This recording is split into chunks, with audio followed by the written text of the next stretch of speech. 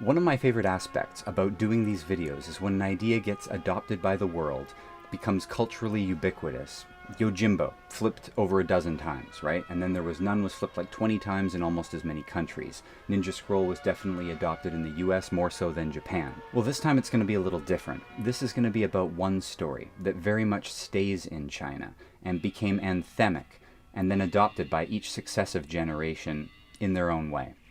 It might not be off the mark to say that this could be the most important Chinese movie ever made.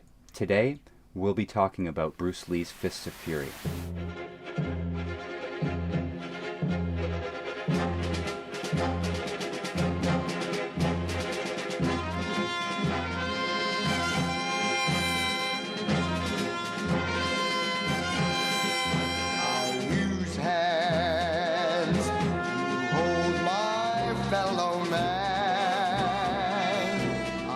Now, Fist of Fury came out in 1972, which means this is the 50th anniversary in 2022, if I did my math right.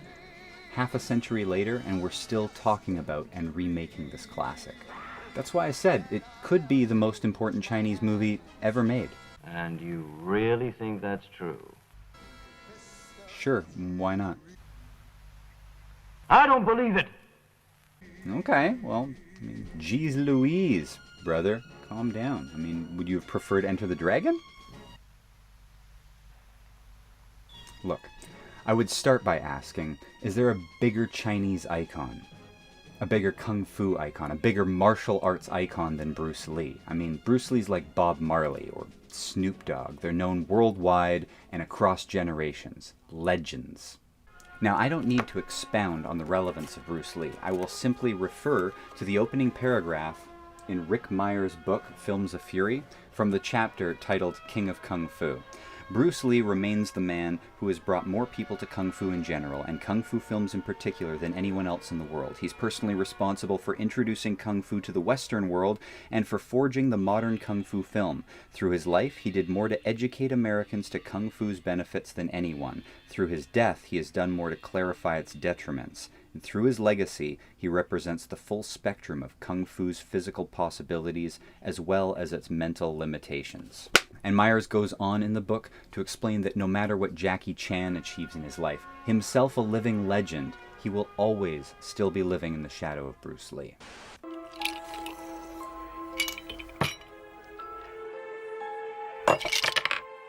Sorry, Jackie, it's just what it says in the book. Oh, I see! And you believe what you were told? Well, no, but Rick seems to know what he's talking about here, and also, that's not a counter-argument, but we can just look at the film ourselves. So instead, let's just ask why out of all of his work would Fist of Fury be the most significant? We're looking into it. Well, I must find out the truth. Well, out of his short filmography, what have we got? Remember, he only made 5 main films and a handful of TV appearances, and I'm not looking at his work as a child actor. So, The Big Boss is Bruce Lee's first film. Enter the Dragon, his most successful, but neither of them carried as much patriotism with the people of China. Neither has ever truly really been remade. Bootlegs don't count that much, although we will cover some in Chapter 2. Let's take a brief look at Lee's theatrical filmography. The Big Boss, Fist of Fury, Way of the Dragon, Enter the Dragon, and Game of Death, released posthumously. All right. I shall do my best for you. The Big Boss is great. It's sort of rough and raw like Texas Chainsaw Massacre or El Mariachi, and it's grimy and about drug smuggling and revenge. Enter the Dragon is his James Bond adventure. It's glossy and larger than life.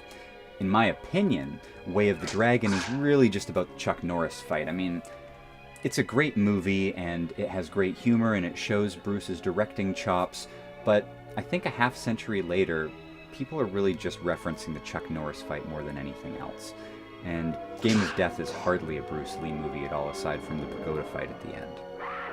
Side note, I would suggest everyone check out the documentary Bruce Lee, A Warrior's Journey, or even Finishing the Game. I'll give you a brief little rundown of each. Bruce Lee, A Warrior's Journey is a documentary specifically focusing on Game of Death, and as much of the material that they could gather, and Bruce's notes and script ideas and things to present you the fullest version of what he had intended and not the butchered, bastardized version that we got theatrical. Highly recommended.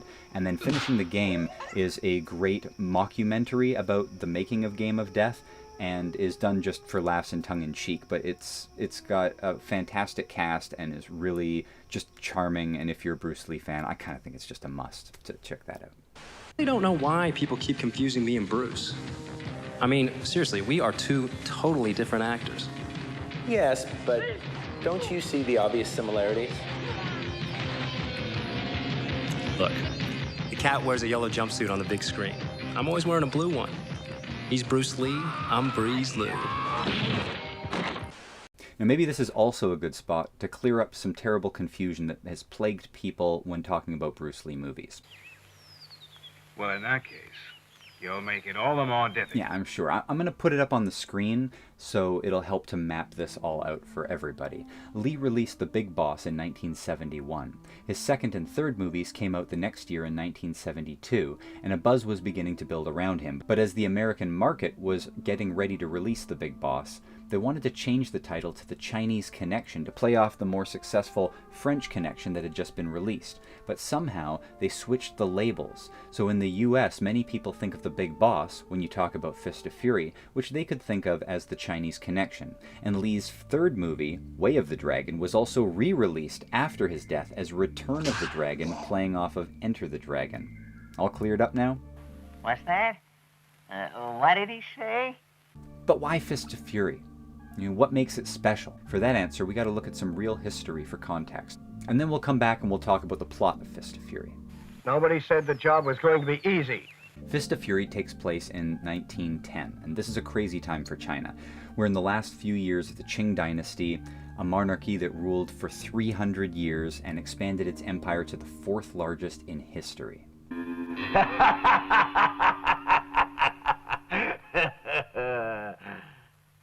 Oh, I see. Okay. The turn of the century was brutal for a lot of Asian countries, facing the increasing modernization and encroaching Western countries. There was also a major backlash against foreigners in northern China, and Boxer rebellions began a wave of violence that blamed natural disasters on foreigners and burnt down buildings and killed missionaries. Well, tell me then, do those fools honestly think we're going to take this thing lying down? Never learned Japanese Bushido is the world's finest. Of course. They've just never felt the sting of Japanese fists. All right, then. Let's beat them up. The eight-nation alliance, comprised of Russia, Japan, America, France, Germany, Italy, Britain, and Austro-Hungary, invaded China to protect their own citizens. The defeat of the Chinese army was a major blow to the Qing Empire as foreign forces took Beijing that year, plundered it, executed government officials who supported the Boxers, and forced financial compensation to the eight nations over the next 40 years. Look, sir, aren't you rather exaggerating this matter? I don't see how. I mean, it gets worse. What next? Japan was having its own problems with the expanding Western powers.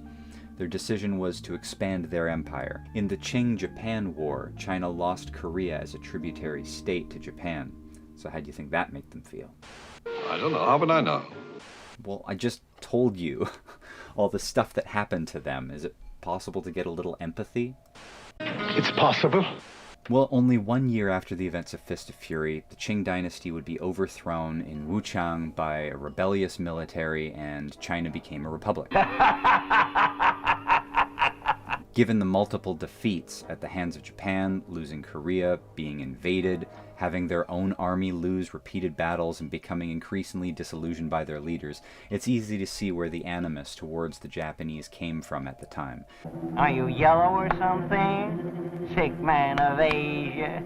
For the Chinese people, coming off of 300 years of one of the most impressive empires the world's ever seen, to being kicked around by a dozen foreign nations was demoralizing. And even though the events in the movie take place in 1910, the audiences in 1972 would be a generation that could still easily relate to the occupation of China in World War II by Japan. 1910, Japan attacked Korea. With Fist of Fury, Bruce Lee became Chen Zhen. You know the name of that guy? I do. We've met already. His name's Chen. They tell me he's the best boxer at Ch1. The avatar for self-esteem for the Chinese people, a righteous man who says, no more. A man capable of fighting back. A man capable of laying down a bitch slap.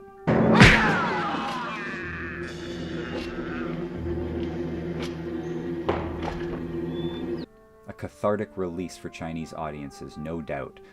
That must have been similar to black audiences in the 1970s, going to see Sweet Sweetback's badass song and the rest of the blaxploitation movement. Seeing a black man whoop on the police must have been like the same feeling of Bruce jumping up at the end and kicking that sign that says "Sick Men of Asia."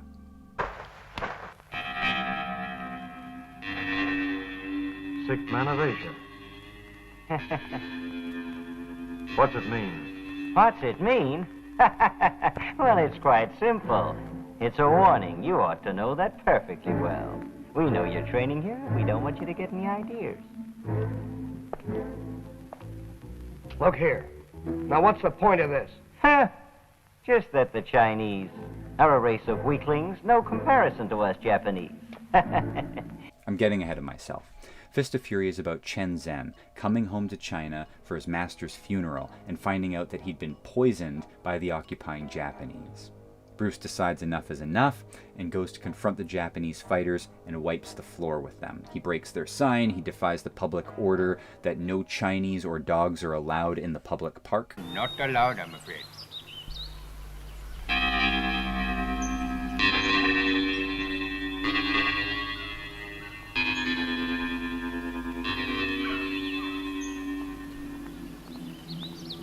And that? You're the wrong color. So beat it.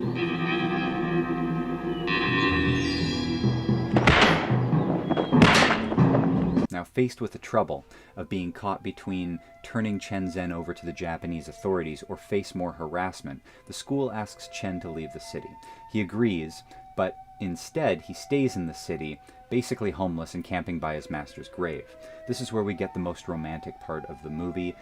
His girlfriend comes to visit him. But as much as he would like to be with her and promises to take her away, Bruce knows that he's on a different path. He becomes a vigilante, he goes out at night, killing the guilty responsible for his master's death, and even using makeup and wigs to disguise himself.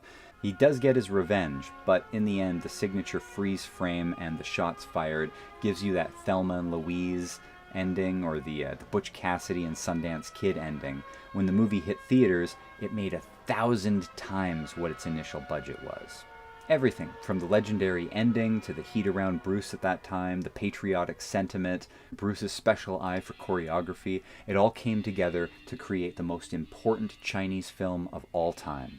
You just made it up. Still not sold? Okay, well, how about this? As one more merit to its credits, it invented the nunchucks, for all intents and purposes. I mean, sure, they existed before Fist of Fury and Bruce Lee, but nobody really cared. Right? I mean, it's not regarded in reality as a good weapon. But thanks to Bruce using them for the first time on screen, we got decades of fun out of them. Everybody wants a pair. Still to this day, everybody's favorite Ninja Turtle, Michelangelo, only uses nunchucks because of Fist of Fury. And speaking of which, let me give you a quick overview of what we're going to be covering in this series. With our working knowledge of the basics of Fist of Fury, we're going to take a look at every remake or sequel connected to it. Legacy of Fury, right? Put it in the name. No TV series, though, only movies this time around. There are a number of TV series featuring Chen Zhen, and I've not seen them all, but I don't have access to all of them, and as far as I know, there are not physicals for all of them, and there are so many movies already that we're going to be plenty busy. So we can confirm for each of these movies if nunchucks were used. I'll give you a little bit of what to expect from each film in terms of highlights and how it interacts with the original 1972 film, if at all. Along the way, we'll spend a little time with each one of the big martial arts superstars who stepped into Bruce's shoes: Jackie Chan, Jet Li, and Donnie Yen. In Chapter 5, an old man will have an experience with a streaming site. It's me. And by the end of Chapter 5, we're going to be all caught up to the present as of filming this in 2022. So Chapter 6 is going to be a bonus episode, and I have a little something different planned. Different, but still connected, and I bet some of you can already guess what that might be, but you're going to have to wait until Chapter 6 to find out. Disagree with me that Fist of Fury is the most important Chinese movie ever made? Let me know in the comments below why, and I'm happy to learn.